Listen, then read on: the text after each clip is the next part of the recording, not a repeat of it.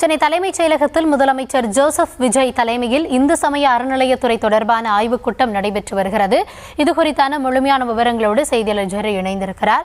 ஜெரி, இந்த ஆய்வுக் கூட்டத்தில் என்னென்ன விஷயங்கள் முக்கியமாக விவாதிக்கப்பட்டது, விவரங்களை வழங்கலாம். வணக்கம் கௌதமி. கடந்த 2ஆம் தேதியிலிருந்து முதலமைச்சர் தலைமையில பட்ஜெட் தொடர்பான ஆலோசனை கூட்டம் ஒவ்வொரு துறை ரீதியாக நடைபெற்று வருகிறது. அந்த வகையில இன்றைய தினம் சிறு குறு தொழில் முனைவோருக்கான கூட்டம் காலை நடைபெற்றது. இந்த சூழல்ல மதிய வேளையில இந்து சமய அறநிலையத்துறை அமைச்சர் மற்றும் துறை சார்ந்த அதிகாரியுடன் முதலமைச்சர் ஆய்வுக் கூட்டத்தில் ஈடுபட்டு வருகிறார்.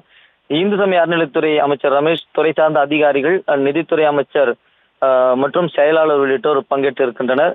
கோவில் சொத்துக்களை மீட்பது மற்றும் பாதுகாப்பு தொடர்பான ஆய்வுக் கூட்டத்துல பேசப்பட்டு வருகிறது. அதே போல கோயில்களில் பக்தர்களுக்கு தேவையான அடிப்படை வசதிகளை மேம்படுத்துவது தொடர்பாகவும் முதலமைச்சர் ஆலோசனையில் ஈடுபட்டு வருகிறார்.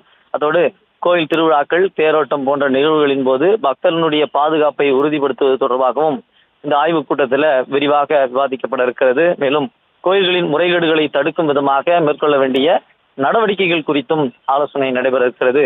கோயில்களின் கட்டண தரிசனத்தை ஒழுங்குபடுத்துவது தொடர்பாகவும் முதலமைச்சர் தலைமையில அமைச்சர் இந்த ஆலோசனையில் ஈடுபட்டு வருகிறார். நீண்ட நாட்களாக குடமுழுக்கு செய்யப்படாமல் இருக்கும் கோயில்களை கண்டறிந்து குடமுழுக்கு நடத்துவது தொடர்பாகவும் இந்த ஆய்வுக் கூட்டத்தில் ஆலோசிக்கப்பட இருக்கிறது. மேலும் கோயில் சொத்துக்கள் மூலம் கோயில்களுக்கான வருமானத்தை அதிகரிப்பது தொடர்பாகவும் இந்த ஆய்வுக் கூட்டத்தில் விரிவாக பேசப்பட இருப்பதாகவும் கூறப்படுகிறது. கௌதமி,